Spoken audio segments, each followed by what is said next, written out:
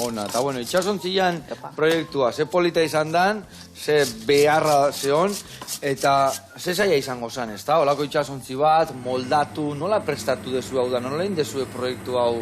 Jo, hor dau proiektu honen atal politxena igual, ez? Eta horretik nik uste dela nahiko unkigarria eta sentiruten gauela, danon proiektua dela, ez? Elkartzen ginen hor, uda bateko 3 bat hilebete, jente pilo bat, toki ezberdinetatik, eta bakoitza perfil oso ezberdinetatik, eta, aldatzen lan guzti horretan, gure eskulana hor egon da, voluntario pilo batena.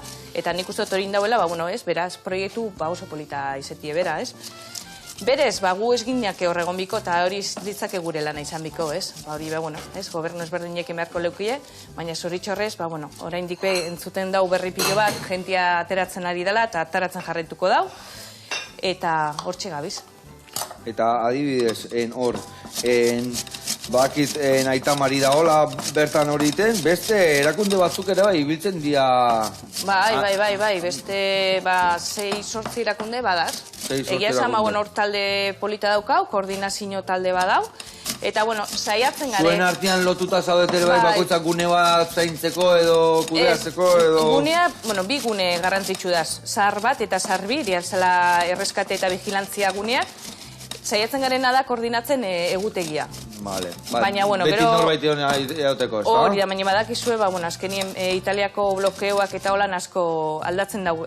Hasieratik planteatzen gauen egutegiak, ero, planinetik... Dan aldatzen dago, ez? Blokeatzen gaituzte, ja horrek atzeratzen dago, eta, azkenein blokeo honek denboraz aparte ekonomikoki asko suposatzen dago, ez? Eta orduan, hor gabi, saiatzen gare, baina ez da erreza.